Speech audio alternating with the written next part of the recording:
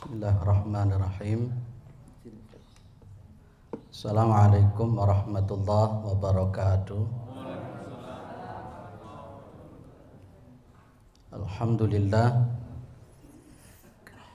Alhamdulillahilladzi arsala rasulahu bil huda wa dinil haq liyudhhirahu 'alad dini kullih wa kafa billahi syahida. Asyhadu an la ilaha illallah wa asyhadu anna Muhammadan abduhu wa rasuluhu la nabiyya ba'dah. Allahumma shalli ala Muhammad wa ala alihi wa sahbihi wa man tabi'ahum bi ihsanin ila yaumiddin, amma ba'du.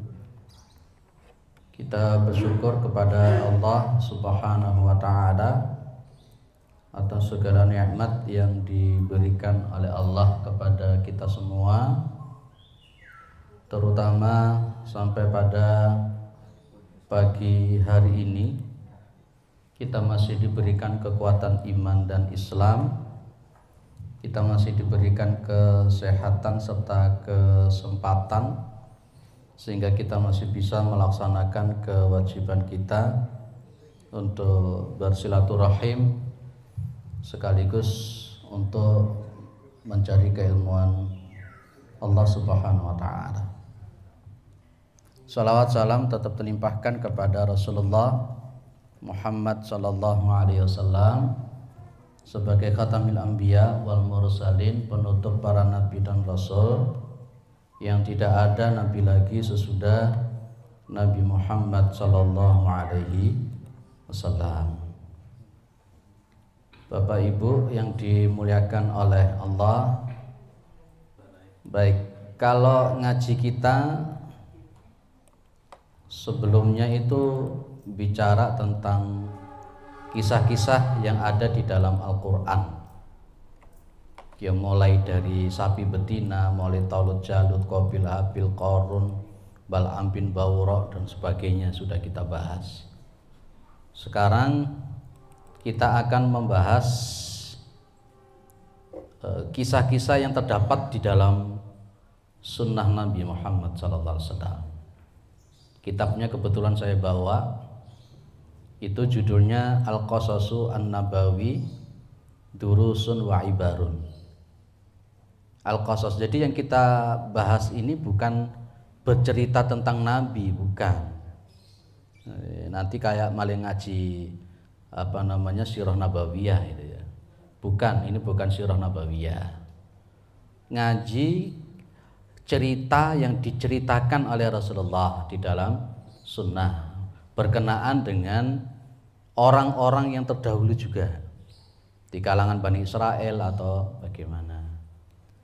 Jenengan nanti bisa mencari kitabnya, judulnya itu Al-Qasasu An-Nabawi. Qasasu An-Nabawi Durusun wa Ibarun. Saya tidak target khatam lah. Kalau untuk target khatam buku setebal ini tidak tahu, apalagi ketemunya 1 bulan sekali. Itu ya. Tapi yang saya targetkan itu bagaimana kita memahami kisah yang dikisahkan oleh Rasulullah dan kita mampu melaksanakan di dalam kehidupan sehari-hari. Kitab ini ditulis oleh Abi Amrin Said ibni Mustafa Diab. Itu bukunya ini, kitabnya ini. Kalau untuk mencari terjemahannya sampai hari ini saya belum ketemu. Tapi tidak apa-apa, nanti pelan-pelan sambil belajar bahasa Arab. Baik, jenengan juga bisa mendownload di salah satu situs yang terpercaya langsung dari Arab. Di situ disediakan gratis untuk jenengan bisa mengunduh dan mencetak.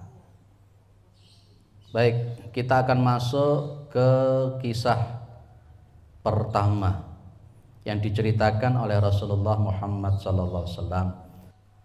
Kisah yang pertama ini, Ibu, Bapak yang dimuliakan oleh Allah, bercerita tentang orang yang ada pada masa itu yakni pada zamannya Bani Israel.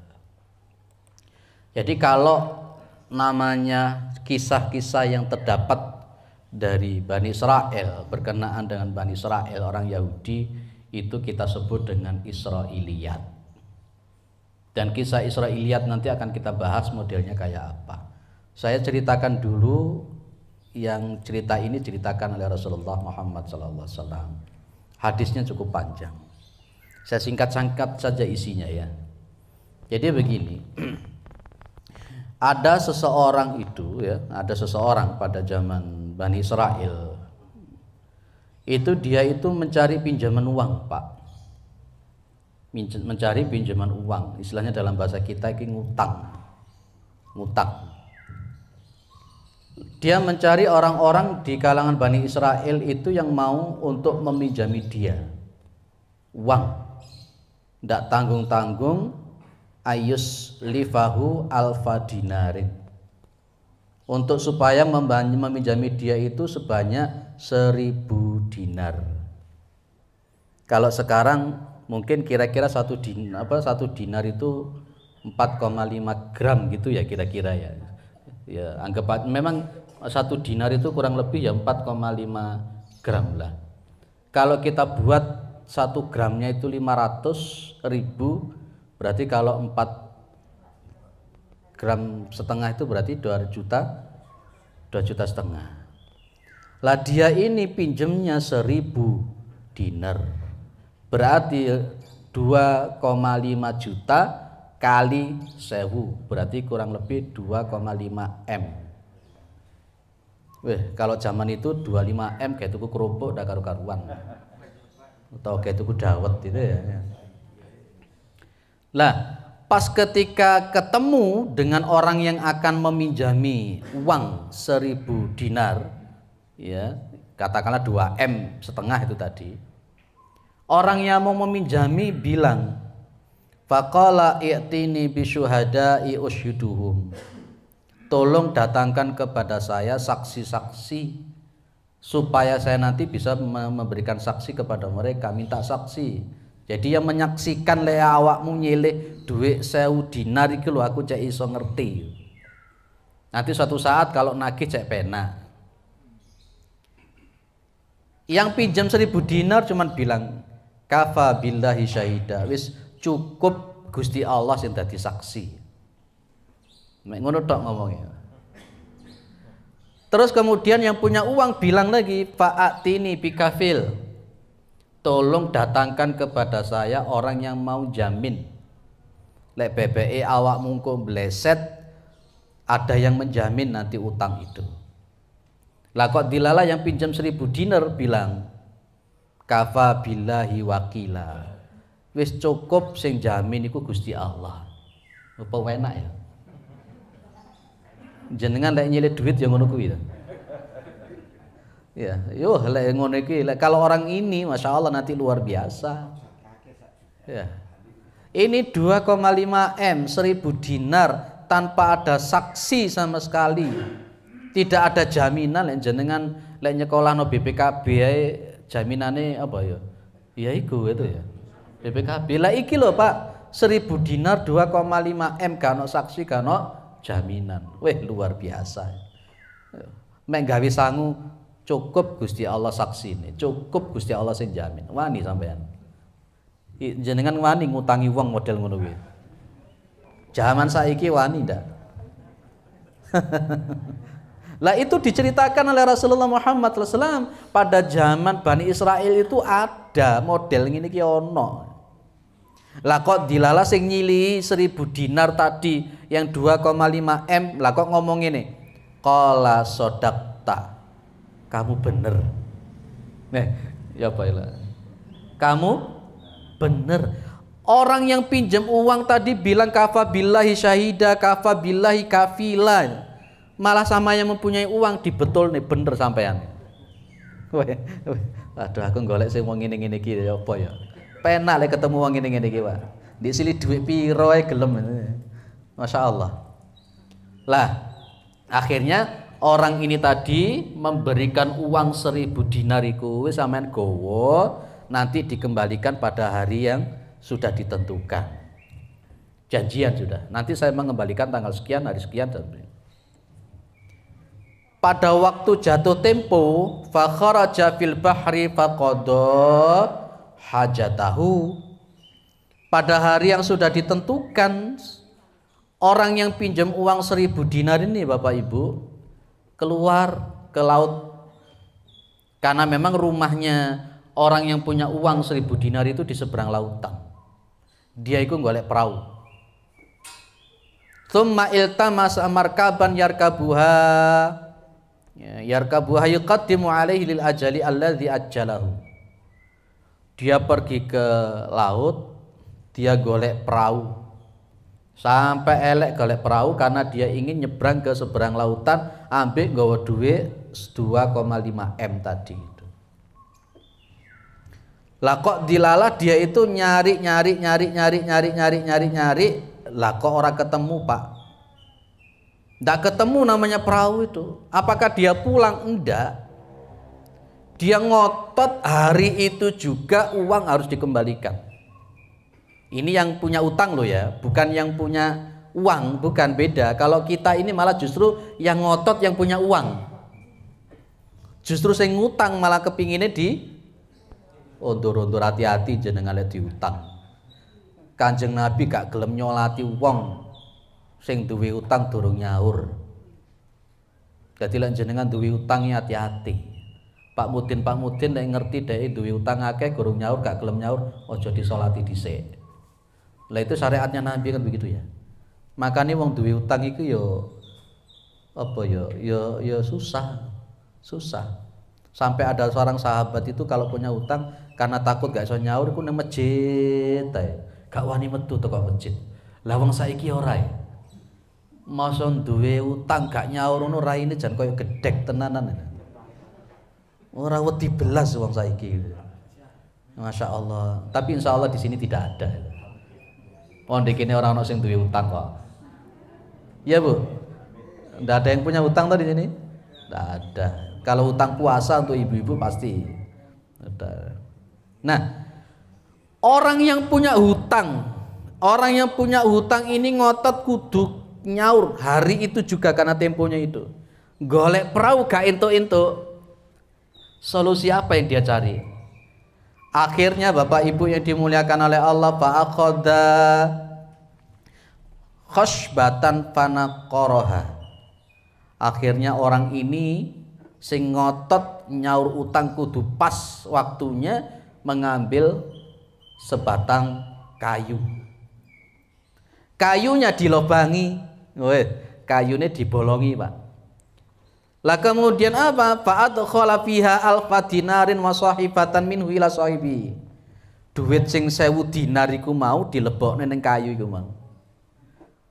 Ditambah dengan sepucuk surat yang ditaruh di dalam lubang kayu itu tadi. Tsumma rajjaha maudi'aha. Kemarin itu ditutup meneh. Apa ditutup? Lah maruna apa yang dia lakukan, Pak? Tsumma ata biha ilal bahri. Kemudian datang lagi dia ke laut. Dia lemparkan itu kayu tersebut yang isinya 1000 dinar dengan satu sepucuk surat diuncalno neng laut, Pak.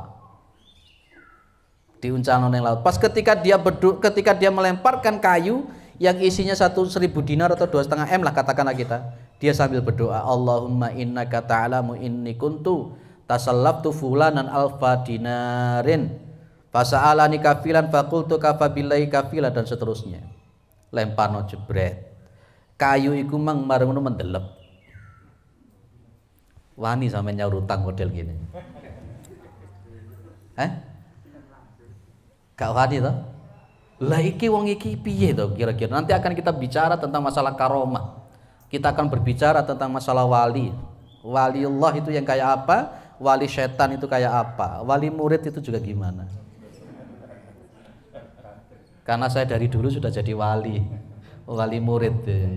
Kan sekarang lagi heboh-hebohnya suka ngaku-ngaku wali, sampai wong gendeng yang diambungi tangannya pisan. Nanti kita akan bicara bagaimana karomah. Apakah orang ini termasuk mempunyai karomah kelebihan tersebut? Namanya kayu tadi itu dilemparkan jebret ke laut, tenggelam jebret. Lah kok dilalah Bapak Ibu yang dimuliakan oleh Allah Subhanahu wa taala. Ini adalah suatu kemuliaan dari Allah. Lah orang yang punya uang, orang yang punya uang 1000 dinar tadi itu keluar ning pinggir laut pisan.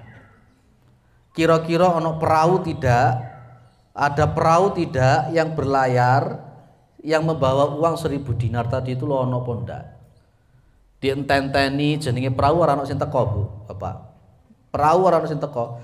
Lah kok dilalah ada kayu. Jenengan pasti bisa memastikan itu kayunya siapa. Ya. Kayunya tadi itulah kok muncul. Dia tidak berpikir apa-apa. Dia ngambil kayu itu tadi, dijupuk kayu ini, arep digawe kayu bakar. Kalau pada masa itu tidak ada LPG. Kayu itu buat masak. Lah kalau pas ketika mau dipotong-potong, dibelah, lah kok ono duit 1000 dinar karo sepucuk surat. Iso ditirone apa ora? Wangel Pak model ngene iki. Ini nanti disebut dengan karomah. Jenengan kepingin punya karomah atau tidak? Hah? Jenengan kepingin karomah, Pak? Moro-moro iso miber ngono lho. Moro iso sembayang di dukure kali ngono lho. Masya Allah. Lah ini kalau maunya ini salah satu bentuk karomah. Nanti akan saya bahas karomah itu ono apa ndak. Ya, ciri-ciri karomah itu yang kayak apa dan dimiliki oleh siapa? Dan kita orang-orang seperti ini bisa ndak punya karomah, itu nanti akan kita sedikit membahas semacam itu. Nah, akhirnya kemudian uang ini diterima, Pak. 1000 dinar. 2,5 M balik dicekel bagi orang yang punya uang. Lah, orang yang tadi yang punya utang tetap ngotot golek perahu. Golek perahu tetap supaya menyeberang. Akhirnya dia dapat perahu, Pak, dapat perahu, dia menyeberang ketemu sama yang punya uang. Sama yang punya uang, dia ini ditanyai. Dia ditanyai. Hal kunta balaghta ilayya bi syai'? Apakah kamu mengirim kepada saya sesuatu? Apakah kamu mengirim kepada saya sesuatu? Lah kok dilalah orang iman gak ngaku, Pak. Orang ini tidak ngaku kalau dia melemparkan duit 1000 dinar ning kayu, ada sepucuk surat dicemplung ning laut, itu nggak ngaku dia. Padahal dia melakukan itu. Loh ini loh. Nanti juga akan kita bahas juga etikanya orang kalau sudah punya karomah itu apa. Orang sekarang itu kan sok-sokan. Duwe kelebihan titik ini dipamer-pamer nih. Nanti akan ada etikanya kayak apa. Dia hanya jawab, ukhbiruka anni lam ajitu markaban qabla alladhi ji'tu fi. Demi Allah saya kabarkan kepada jenengan, saya cerita kepada jenengan, aku iki golek perahu gak entuk-entuk. Dia gak ngaku kalau perahu itu uang tadi dilemparkan. Lah orang yang punya uang 1000 dinar iki tadi paham, iki wong duwe linuwe. Orang yang punya kelebihan. Orang punya kelebihan, akhirnya duit 1000 dinar mang dibalik nomeneh ke orang yang punya utang. Dia hanya mengatakan fa innallaha qad adda anka alladzi balaghta ba'atha fil khashabah fansarif bil alfi dinarin rasyidan. Wis iki lho. Iki mang jenenge kayu iki mang wis nyampe nang aku sak surate. Duite sampai wis iki duit 1000 dinar iki wis peken ngaliyo mulya. Wah, lo enak toh. 2,5 M lo diikhlas nih.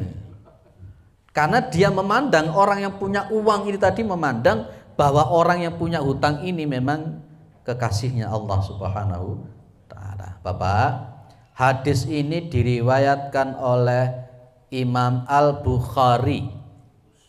Sanadnya sahih, matannya sahih, dan yang bercerita adalah Rasulullah. Maka berarti cerita ini bukan abal-abal, Kaya wong saiki senengane cerita halu gitu.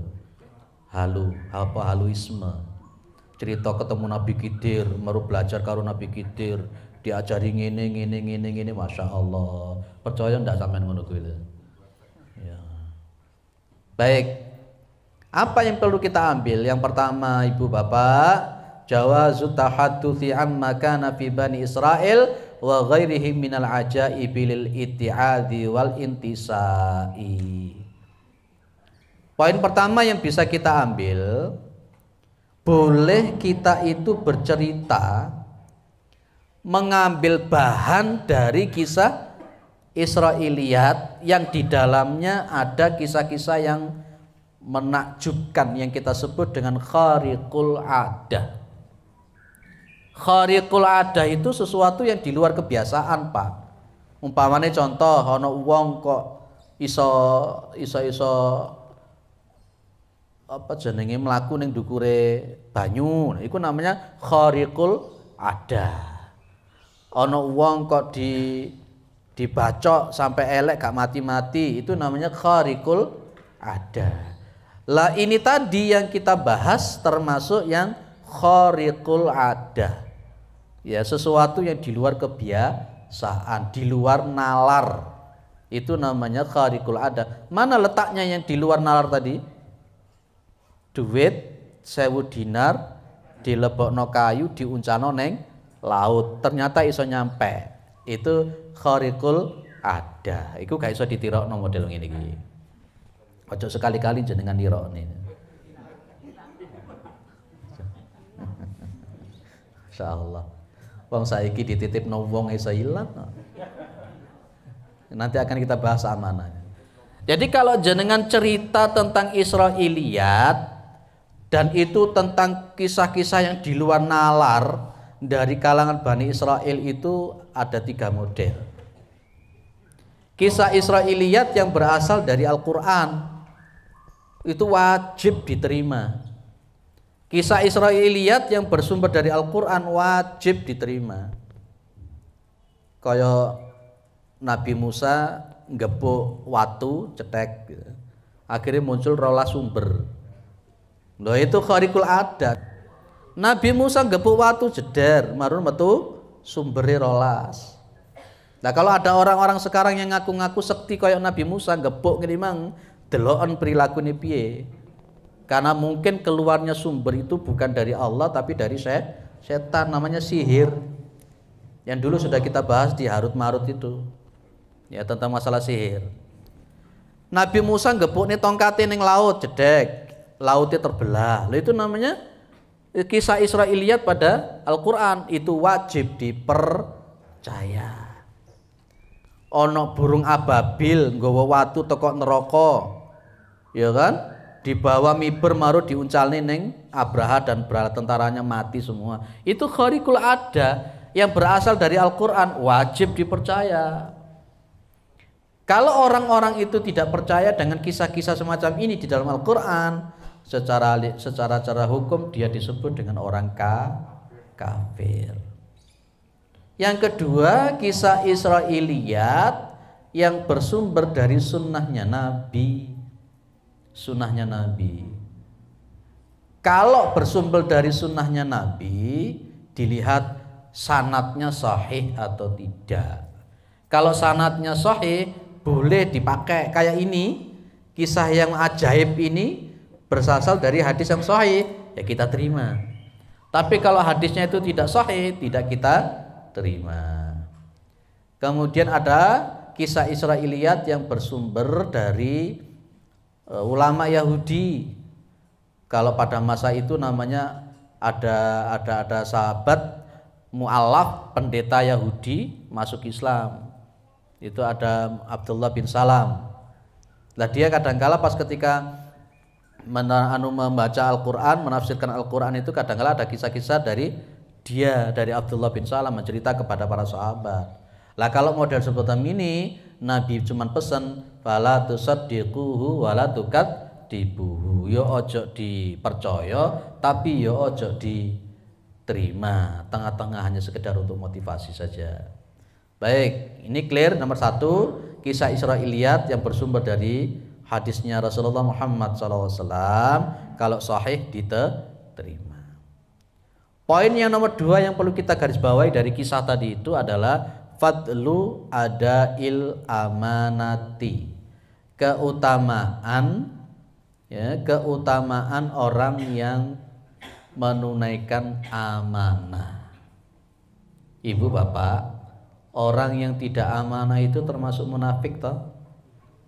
Iya toh? Kita paham cirinya orang munafik itu kan 3. Ayatul munafiki salatun, itu ciri orang munafik ada 3.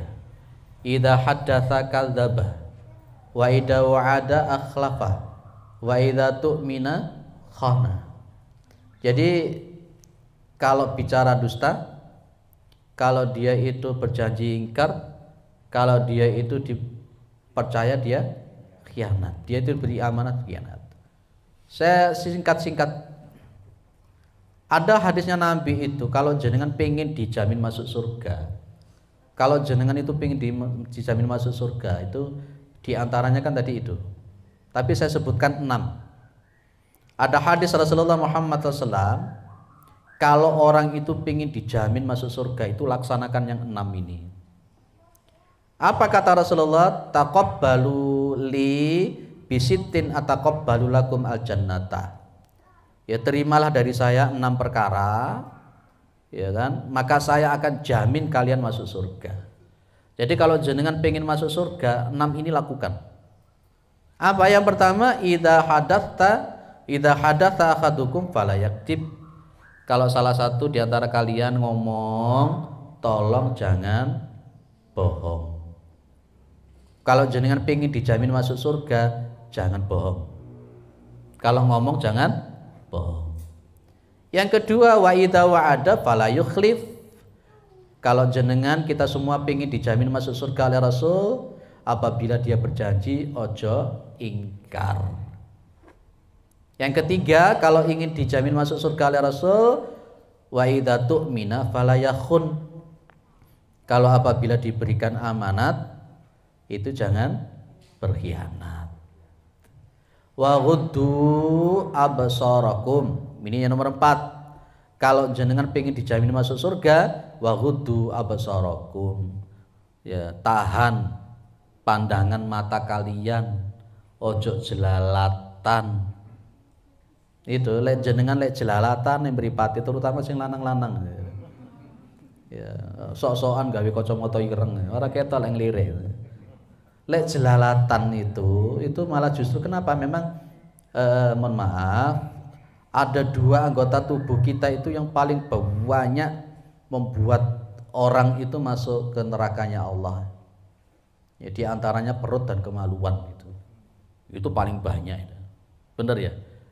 Perut dan kemaluan. Wong iku lek kadung kena jenengi nafsu weteng ya. Aspal doyan. Aspal doyan, watu doyan, sembarang doyan. Gara-gara apa iku, Mang? Weteng. Iya ya. Yang kedua kemaluan. Jenenge mohon maaf kalau wong Jawa bilang wedoan dan sebagainya itu.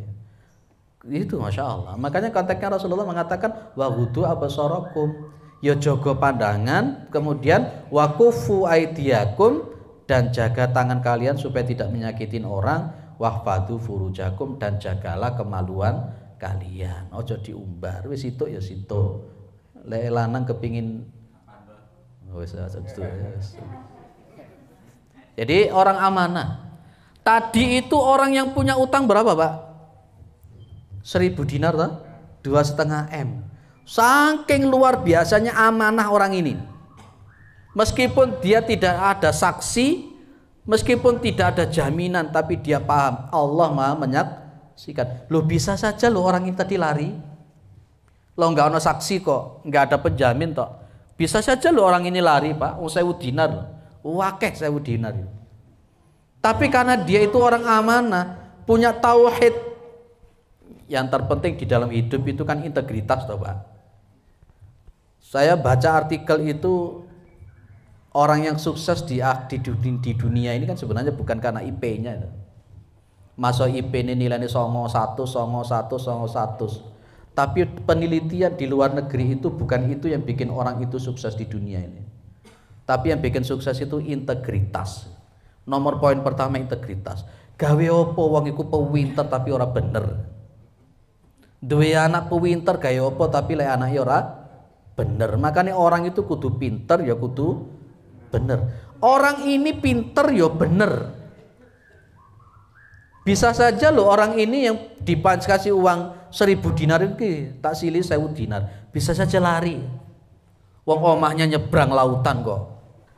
Tapi saking amanahnya dia dan saking yakinnya kepada Allah Subhanahu wa taala, duit 1000 dinar iku mau dilebokno ning kayu, dikei surat dicemplungno ning laut. Saking pengennya amanah untuk bisa nyaur utang pada hari itu juga. Ibu, bapak, orang itu kalau punya utang, dia sebenarnya bisa nyaur. Dan dia tidak nyaur itu, maka yang dia makan itu termasuk sesuatu yang tidak benar. Maka dia itu orang yang dolim. Maka Nabi Muhammad SAW mengatakan, matlul ghaniyyi zulmun. Menunda-nundanya orang yang kaya itu adalah dolim. Jenengan nun sewu, rokokane ngebes. Tuku rokok sedina sakmene, tapi jenengan duwe utang. Sakjane ngono lek kalau jenengan amanah rokoke mandeka dhisik, duwe iku mang kena gawe nyaur utang. Sakjane sing ngono bener. Tapi kita itu demi mbelani rokokan sakjane iso nyaur utang tapi mbelani rokokane si didhisikno, masyaallah. Iku jenenge dudu amanah. Dan itu berarti yang dia hisap dari rokoknya itu adalah sesuatu yang tidak benar. Makanya saya dapat pertanyaan dari ibu-ibu kemarin di majelis taklim apa namanya, Lu'lu' al-Jannah. Di sana itu ngaji hadis qudsi setiap Selasa pertama di Masjid Al-Hikmah Supat itu. Ngaji hadis qudsi. Ibu-ibu tanya. Pas tanyanya itu di rumahnya seseorang, dan juga ada majelis taklim Ar-Raudhah yang di Madiopuro setiap Kamis ke-2 itu. Ibu-ibu tanya sama saya, Ustadz, saya itu punya piutang. Saya punya piutang, wakeh Ustadz. Kira-kira saya itu nagih utang itu boleh enggak secara fikih? Boleh enggak saya nagih utang? Saya bilang, kalau kita nagih utang orang itu niatkan karena Allah. Kenapa? Ketika dia itu punya kemampuan untuk nyaur utang dan dia tidak nyaur-nyaur, itu berarti kita membiarkan orang itu melakukan kedzaliman dan membiarkan orang itu memakan sesuatu yang tidak benar. Ustadz, sudah saya tagih. Setiap saya tagih mesti wong iki muring-muring. Loh, kok bisa? Dia utang tapi ketika dia punya uang untuk nyaur ditagih malah muring-muring. Orang model ini gak usah disolati model ini. Iki ngelamak wong ini gitu. Insya Allah di sini tidak ada yang ngelamak ngono kuwi. Nabi aja tidak mau nyolati. Itu saya bilang silakan ditagih. Pak, berkali-kali saya tagih dengan cara baik, cara apa itu, kok dia muring-muring terus. Akhirnya saya ngomong dalam hati saya tidak akan pernah ridho meskipun kamu sudah mati. Saking gregetennya. Karena utangnya tidak hanya 1 juta 2 juta.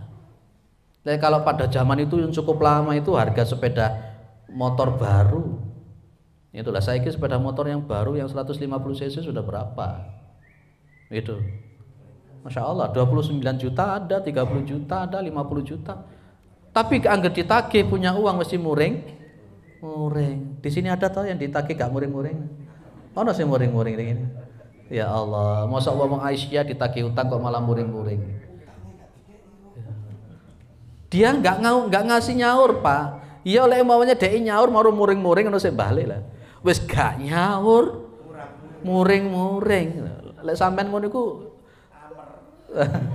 gawe hammer. Masyaallah, tak guyoni titik saya gak ngantuk sampean.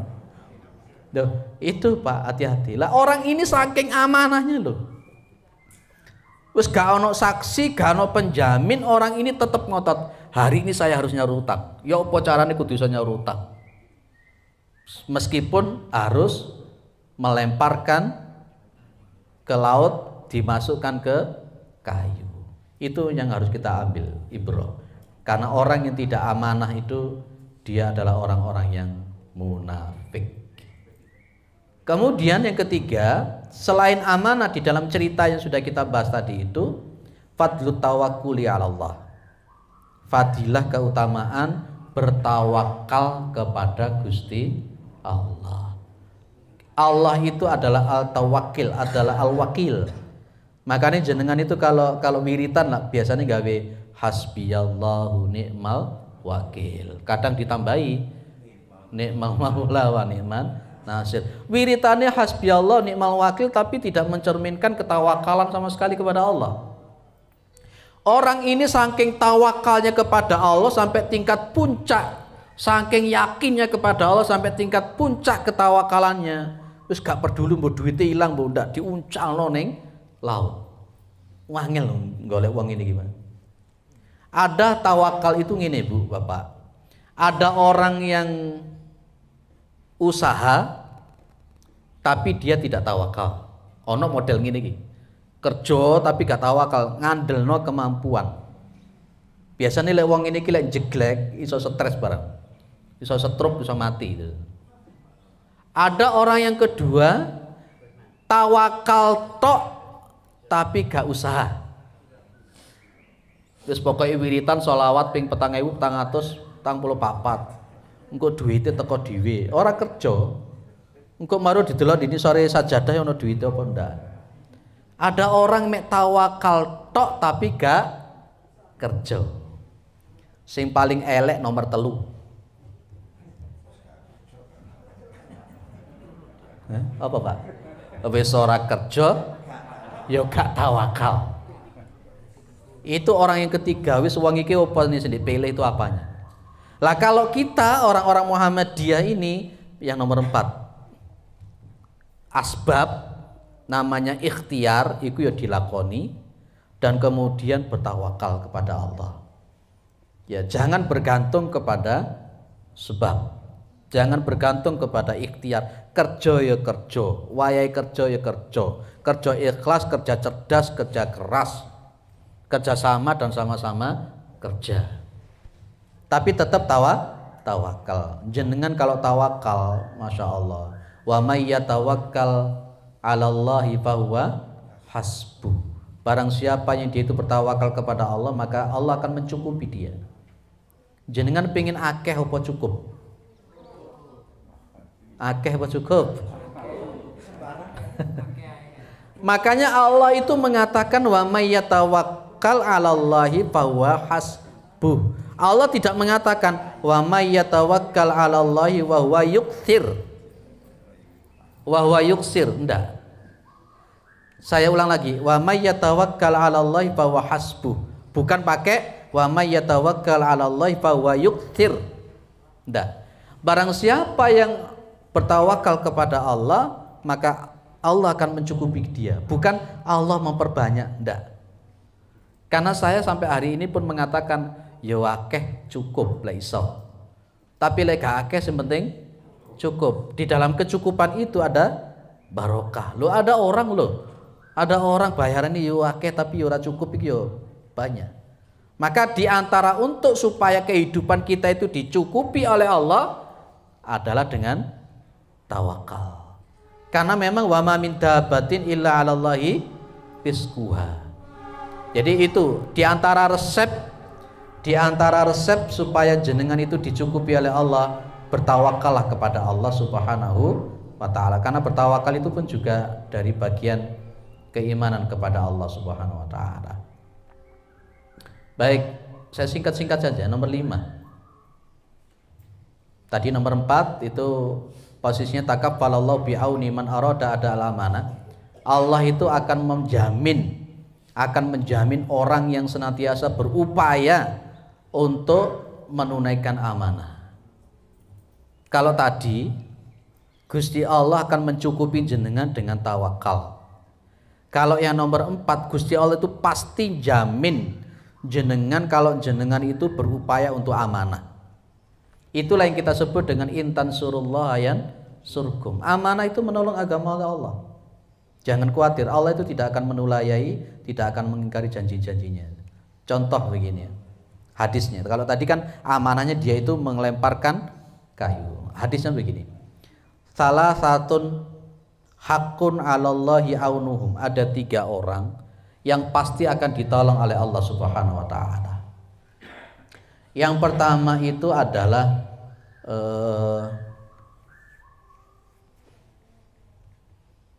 al-mujahidu fisabilillah. Orang yang berjuang di jalan Allah. Orang yang pasti ditolong karo Gusti Allah itu poin pertama adalah orang yang berjuang di jalan Allah. Orang yang berjuang di jalan Allah itu pasti ditolong oleh Gusti Allah, Ibu. Jangan khawatir. Posisi yang kedua yang pasti ditolong oleh Allah itu adalah an-nakihu yuridu bihi al-afaf. Orang yang nikah, yang dia itu nikahnya itu niatnya betul-betul untuk menjaga dirinya supaya tidak kecemplung, tidak kejerembab ke zina. Makanya anak-anak muda itu kalau nikah niatnya lurus, ojo khawatir. Ojo khawatir. Nikah itu aku kok lek gurung duwe omah aku ya gak rabi. Gusti Allah mendengar dan dikabulkan. Akhirnya gak rabi-rabi. Duwe omah umur swidak. Ya repot, jangan bilang begitu. Jangan bilang begitu. Ada seorang kawan bilang aku gak duwe anak, lek aku gak duwe omah. Aku mau duwe anak dhisik, lek aku gak duwe omah. Akhirnya ora duwe anak-anak sampai saiki. Omongan itu doa. Percayalah kalau orang itu nikah niatnya bener, jangan khawatir. Kemudian siapa lagi yang pasti ditolong oleh Allah? Wal mukatibu yuridu bihi al adaa. Orang yang mencatat utangnya. Nah itu orang yang mencatat utangnya karena dia betul-betul niat ingsun tenanan karo Gusti Allah, dia mencatat utangnya itu untuk bisa nyaur utang. Itu nanti akan ditolong oleh Allah. Maka ada surat yang terpanjang di dalam surat Al-Baqarah namanya Ayatud Dain. Itu kan intinya kita disuruh untuk mencatat mencatat transaksi itu termasuk utang. Nun sewu, utang setitik akeh jenengan iku kudu nyatet utang. Setitik akeh kudu dicatat utang jenengan. Ojo malah justru gak dicatat, malah pura-pura lali. Ya, di omah iku lek ana buku khusus catatan aku utang nang wong iki tanggal sakmene. Engko balekno sakmene. Lek jenengan al-mukatib, ini namanya al-mukatib. Yuridu bihi al-ada, dia al-mukatib, dia mencatat utangnya dalam rangka memang tenanan pengen nyaur utang. Itu yang pasti ditolong oleh Allah. Tapi kalau jenengan itu utang tapi di dalam hati niat orang balik, no, Allah tidak akan ikut cawe-cawe. Jangan ikut cawe-cawe. Jadi itu ya. Jadi itulah maka yang disebut dengan takaffalallahu bi'auni man arada ada al-amanah. Ya, Allah itu pasti akan menjamin, menolong orang yang memang betul-betul dia akan berupaya menunaikan amanahnya dia. Clear? Dan terakhir, setelah itu kita diskusi ya. Kita bicara tentang karomah. Jenengan yakin riwayat Bukhari yang kita bahas ini itu adalah merupakan karomah? Yakin atau tidak? Iya, yakinnya letaknya di mana kalau itu karomah?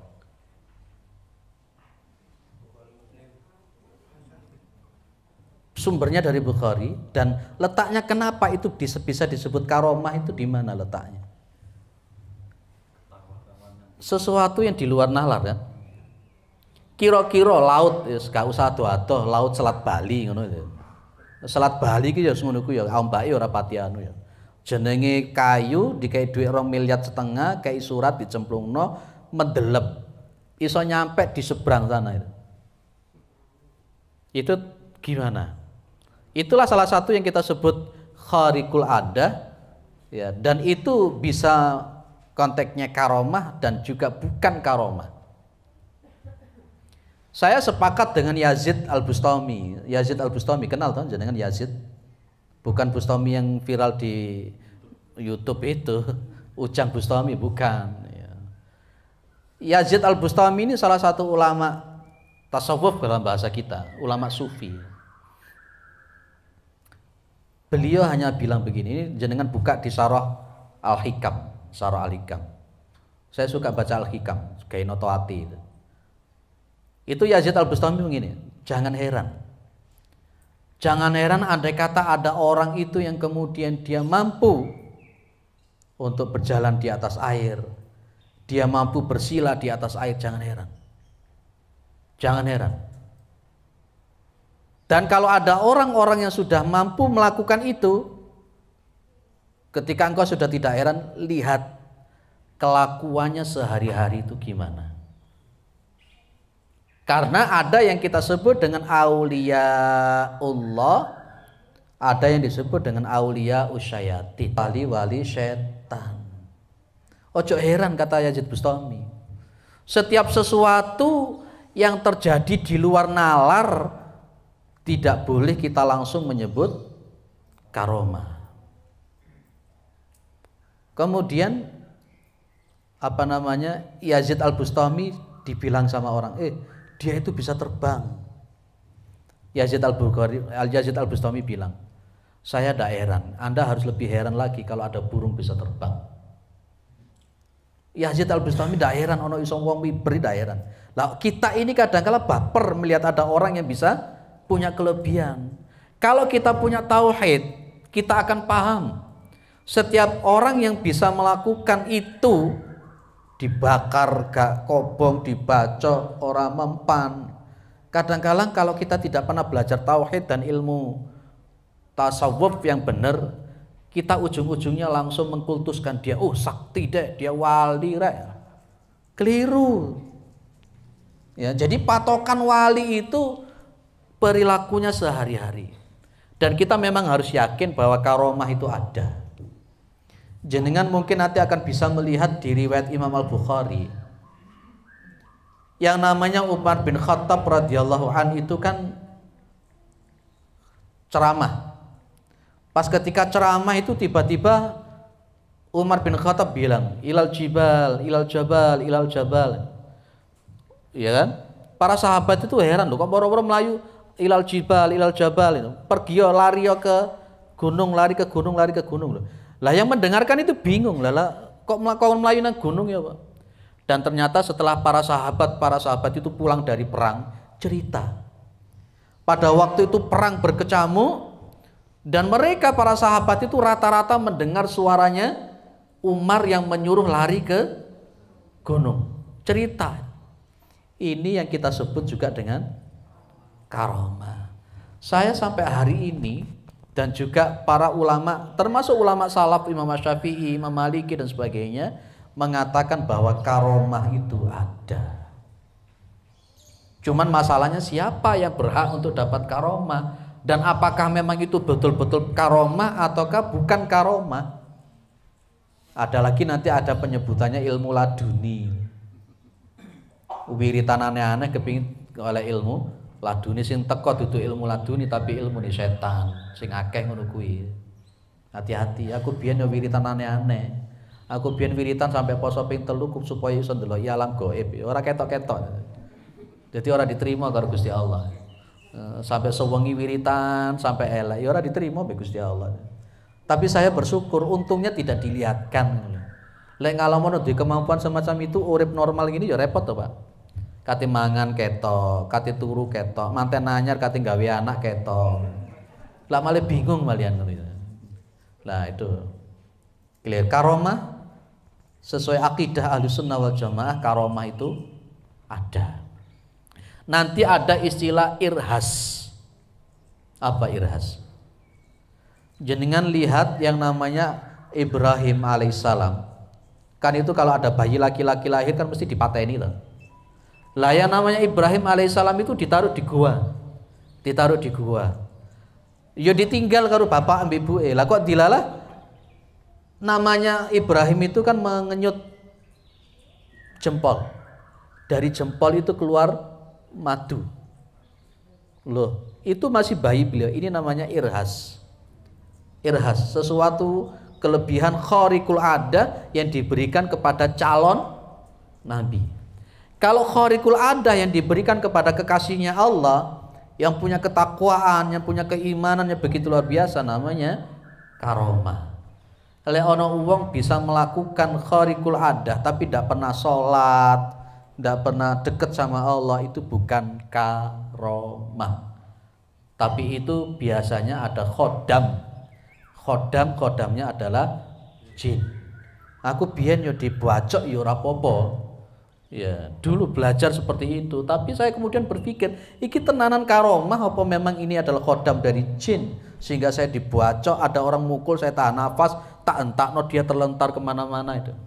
Nah itu, jadi hati-hati. Lah, yang kita bahas di riwayat Al-Bukhari ini adalah karomah. Orangnya ini kan amanah toh. Orang ini tawakalnya kuat, iman takwanya kepada Allah. Makanya rukun daripada kewalian itu cuma dua.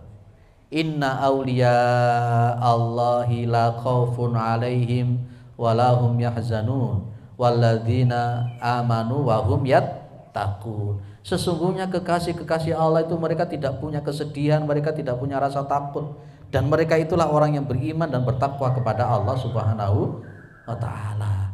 Jadi patokane di mana Pak? Perilaku. Iman, takwa atau enggak. Kalau orang itu betul-betul, tapi sekarang begini. Saya dapat cerita langsung dari orang yang mendengar dan mengurusi kejadian ini. Ada seorang kiai di wilayah A, tidak saya sebutkan namanya. Itu jamaah wakeh, pol wis wakeh. Full banyak, dan dia bisa ngini.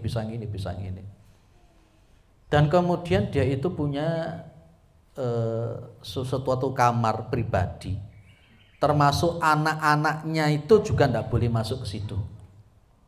Anak-anaknya itu tidak boleh masuk. Benar, jangan pernah dengar cerita ini kan? Anak-anaknya pun tidak boleh masuk ke situ. Kemudian setelah dia meninggal penasaran, dibongkar. Ternyata pijakan untuk BAB-nya adalah Al-Quran. Loh itu.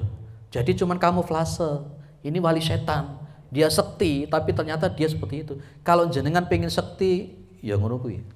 Semakin jenengan melecehkan agama, kesaktian itu akan didatangkan oleh Allah didatangkan oleh setan laknatullah alaih. Itu. Dan itu beliau cerita dan dia mendengar langsung dari ustadz yang menangani itu. Dan yang ikut membongkar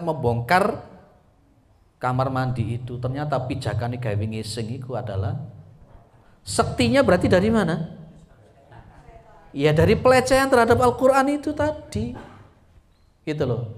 Kalau dulu kalau pas ada ujian, lek kepingin sing nunggu ujian iso keturun. Nah, jenengan sing tau ngalami ta? Ditulis di kertas, ditekan ini diidei. Tulisan apa iku sing diidei? Tidurnya dia penunggu ujian itu bisa tertidur karena pelecehan ayat yang jenengan injak di kaki itu. Jenengan lek nyantet dengan Al-Qur'an yang jenengan lecehkan cepet, Pak. Itulah setan laknatullah alaih. Jadi jangan heran kalau ada orang itu punya kelebihan. Bisa jadi dia kerjasama dengan setan. Dan sholatnya itu sebagai kamuflase, casing, ketoi yo. Makanya sekarang itu memang susah. Makanya diantara ciri-ciri zaman itu zaman yang penuh dengan fitnah, kita akan semakin sulit membedakan mana yang hak dan mana yang batil. Ya diantaranya kita akan semakin sulit membedakan di kiai, di dukun nih. Jadi kan bisa membedakan antara kiai sama dukun sekarang? Angel, ya itulah zaman fitnah itu begitu. Hati-hati. Maka patokan di tauhid ini kita bilang orang yang punya karomah itu tidak sembarangan. Namanya karomah itu hubungannya dengan keimanan dan ketakwaan. Karomah itu tidak bisa diwariskan. Karomah itu juga tidak bisa dipelajari. Tapi karomah itu langsung datang dari efek orang yang beriman dan bertakwa. Di dalam kitab Riyadhus Shalihin, Syarah Riyadhus Shalihin itu kan ada seorang nabi, bukan rasul, nabi biasa dari Bani Israel, perang. Lah kok dilala dia berangkatnya itu habis asar, mau mendekati maghrib terbenam. Lah kok dilala dia itu bilang sama Allah, ya Allah, tahan matahari ini. Dia ngomong ke matahari, hei ya syamsu, anti makmuratun wa ana makmurun. Hei matahari, kamu itu diperintah oleh Allah, saya juga diperintah oleh Allah. Wis awakmu meneng. Di Masjid Al-Hikmah kemarin saya kaji itu ya Pak ya. Di Masjid Al-Hikmah saya sampaikan hadis ini. Akhirnya jenengi matahari ki meneng Pak. Perang sedemikian rupa, sedemikian lama itu mataharinya nggak terbenam loh, itu loh Pak. Ini khariqul ada. Jenengan pingin ngono lho. Ojo lah, gak usah sing aneh-aneh. Ojo sing aneh-aneh. Engko dog-dong iku sing teko setan. Lho aku biyen wiritane ya aneh-aneh. Poso ya aneh-aneh. Mangan ketan mentah ya sering. Dicampur minyak misik Jakfaron tak untal mentah-mentah ya pernah. Geger iki ditulisi minyak misik Jakfaron diraja sampai elek ya pernah sedina sewengi gak oleh adus. Itu pernah, tapi akhirnya oh ngono toh ceritane. Ya, jadi karomah itu ada. Lah, kalau andai kata umpama jikalau misalnya jenengan itu oleh Allah diberikan karomah, etikanya ojo dicerita-cerita. No. Adamu tahaddusi bil karomati idza waqa'at. Tidak boleh menceritakan karomah ketika karomah itu terjadi. Jenengan dilala oleh Allah tiba-tiba diberikan sesuatu kelebihan, kemuliaan khariqul ada. Wah, jenengan itu ojo dicipta-cipta nang wong. Mereka zaman sekarang malah ditutup-tutup di video disebar. Jangan. Ojo. Itu enggak boleh. Justru para wali yang betul dalam kitab-kitab Tazkiyatun Nafas yang baca, para wali yang benar itu andai kata karomahnya itu ketahuan, dia itu malah kepingin karomahnya itu bisa dihilangkan. Itu. Jadi itu seharusnya. Kalau orang sekarang malah pingin kepingin ketemu, pingin mendapat karomah, kalau sudah dapat karomah kemudian ditonjol-tonjol, no. Jangan. Karena orang waliullah kekasih Allah yang sesungguhnya tidak mau dikultus individukan. Tidak mau mereka. Mereka malah justru akan menyembunyikan itu. Jenengan pernah mengalami khariqul ada? Saya yakin di antara jenengan pernah mengalami sesuatu yang khariqul ada di luar nalar. Saya yakin pernah. Saya yakin pernah itu. Ya, jadi tapi itu cukup untuk diri kita. Nggak usah dicerita-cerita. No. Nanti orang yang tidak mengerti tauhid kemudian delok leon wong iki sekti ngene-ngene akhirnya jadi kultus individu. Sikile diambungi, tangannya diambungi. Bahkan nuwun sewu kotorane disimpen gawe jimat. Sampai wongi mati loh sih tetap diparani ya. Akhirnya nanti akan kultus individu. Makanya mohon maaf, saya itu sebenarnya kalau untuk orang-orang awam yang datang ke makam-makam wali itu kedir-kedir saya itu. Engkau melayunya jaluin yang kuburannya itu loh. Kultus individu dan pernah terbongkar ruami, ternyata dibongkar ya kauno. Ternyata itu kuburan wali abal-abal. Ya, kayak di NTB itu kan dikultuskan kan ternyata itu kan kumpulannya teleke kiri saja. Datang gede tapi dianggap aduh masya Allah itu. Ayo kita belajar tauhid yang benar sehingga kita paham tauhid yang benar. Wali itu kayak apa, karomah itu kayak apa. Dan mohon maaf tidak ada satupun orang yang mengerti wali itu. Kalau zaman sekarang sampai ada wali orang mengangkat wali itu kan ya repot itu. Mohon maaf ada menganggap wali ghaus yang kemudian orang itu dilantik jadi wali itu ndak ono ceritane. Kalau wali kota, wali desa, wali murid, ini mohon maaf wali kutub. Wali kutub itu dalam bahasa Tazkiyatun Nafas, wali kutub itu sudah tinggi. Saya termasuk yang tidak sepakat kalau ada orang yang merasa mampu untuk melantik orang jadi wali. Itu kalau di dalam ilmu tasawuf yang betul, Allah tidak akan memberikan tanda-tanda kewalian itu. Tidak memberikan tanda-tanda. Belum tentu orang yang gila itu wali. Belum tentu orang gila itu wali. Sehingga kalau jenengan delok wong gendeng, ojo langsung mindset wali. Wis. Clear ya? Wis biasa-biasa saja tentang masalah wali. Tapi tetap wali itu ada, karomah itu ada. Gitu aja.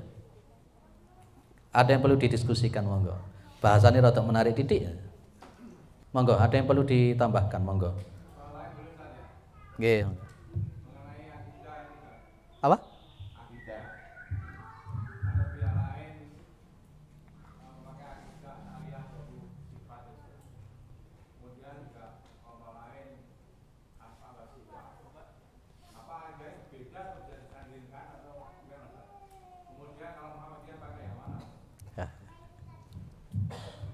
Memang ada orang yang menyebut ada syariat, ada marifat, ada hakikat, ada thariqah, ada akidah yang rububiyah, uluhiyah, asma wa sifat itu ya. Kalau untuk rata-rata fatwa daripada Lajnah Ad-Daimah Buhuth Al-Arabiyah di Arab Saudi itu memang menyebut ada rububiyah, uluhiyah, dan asma wa sifat yang membagi tauhid menjadi 3. Dan itu oleh saudara-saudara kita ormas sebelah menganggap itu sebagai sesuatu yang tidak benar. Itu. Dan sementara yang pihak sini yang mengakui ada rububiyah, uluhiyah, dan asma wa sifat itu juga menganggap yang ini sesat karena menganggap ada 20 sifat Asy'ariyah itu yang dianggap Asy'ariyah sesat, Maturidiyah sesat. Podo-podo saling menyesatkan. Sama-sama saling menyesatkan. Sebenarnya kalau kita amati di kitab-kitab tauhidnya orang-orang Muhammadiyah, kayak itu ada tafsir At-Tanwir. Saya punya tafsir akidah itu dan juga dia himpunan putusan tarjih Muhammadiyah. Itu juga Muhammadiyah menyebut rububiyah, juga menyebut uluhiyah, juga menyebut asma wa sifat. Tapi maksudnya Muhammadiyah itu bukan untuk membagi sampai seperti dianggap trinitas seperti ormas sebelah. Itu adalah sebuah penyebutan untuk memudahkan pemahaman yang saya pahami sampai hari ini. Rububiyah itu kan keyakinan seseorang bahwa Allah itu satu-satunya zat yang menciptakan, satu-satunya zat yang merajai, yang memiliki, dan satu-satunya zat yang mengatur. Itu namanya, untuk gampangkan namanya rububiyah.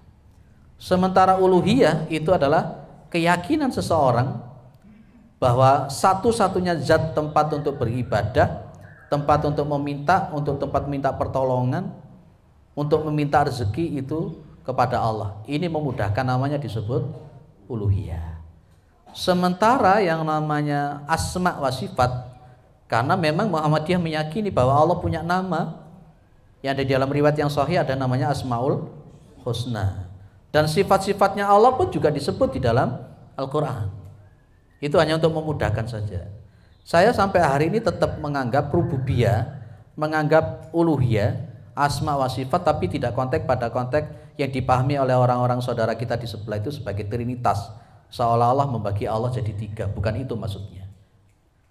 Nah itu, jadi hanya sekedar untuk memahamkan itu kepada orang. Sehingga kalau saya mengatakan ayo kita berrububiyah kepada Allah, berarti yang saya maksud adalah yakinono Gusti Allah iku situk-situk zat yang menciptakan, sing ngatur, sing ngekei rezeki, iku ya mung Gusti Allah tok. Lah maru ibadahe ayo uluhiyah. Ya ojo njolok nang liyane, ya iya kana butuh, wa iya kana stain. Cuman itu saja yang kita pahamkan. Karena memang akidahnya Muhammadiyah itu adalah akidah Al-Quran dan Sunnah. Saya sempat ditanya, akidahnya Muhammadiyah itu Asy'ari atau Maturidi? Ya, akidahnya Muhammadiyah itu Al-Quran dan Sunnah. Loh, kadangkala kok ada yang dicatut, ada yang sama dengan pendapatnya Asy'ari. Yang pendapatnya sama dengan Asy'ari belum tentu dia Asy'ariyah, itu saja loh. Gitu. Jadi loh, apakah Muhammadiyah juga meyakini kalau Allah punya sifat? Iya, Allah punya sifat yang seringkali digampangkan di Aqidatul Awam. Di Aqidatul Awam itu yang insya Allah nanti kalau Senin itu kan tak rekom di Masjid Al-Hikmah untuk ngaji Aqidatul Awam sama Ustadz Abdul Wahid itu ya wujud, qidam, baqa, mukhalafatul hawadisi, qiyamuhu binafsihi wadaniyat, kudrat, iradat, ilmu, hayat, sama basar, kalam dan seterusnya itu sifat. Kalau namanya asma, ya buka itu 99 nama Allah. Saya punya 2 kitab sarahnya Asmaul Husna yang saya kaji tadi pagi di Saujajar, khusus ngaji tentang masalah Asmaul Husna. Yang 99 mulai dari Ar-Rahman, Ar-Rahim sampai As-Sabur itu. Itu Muhammadiyah seperti itu, Pak. Muhammadiyah. Tapi memang di Muhammadiyah itu jarang ya menukik ngaji akidah sampai detail, itu di Muhammadiyah memang jarang. Yang seringkali membahas akidah secara detail itu di teman-teman Salafi itu. Salafi. Maka saya berupaya semaksimal mungkin, ayolah di masjid-masjid itu kita hidupkan kajian tauhid, kajian akhlak, dan kajian fikih ibadah. Ya 3 itu yang harus kita pahamkan. Cukup ya, Masya Allah sudah 7:30 lebih. Memang ngecepret itu enak memang. Ngecepret itu enak, yang mendengarkan ya wallahu alam. Mudah-mudahan bermanfaat. Berarti minggu depan, bulan depan dengan izin Allah Subhanahu wa taala, Pak insyaallah kita akan pada kisah yang berikutnya yang berasal dari sunnahnya Nabi Muhammad SAW. Subhanakallahumma wa bihamdika asyhadu an la ilaha illa anta astaghfiruka wa atubu ilaik. Assalamualaikum warahmatullahi wabarakatuh.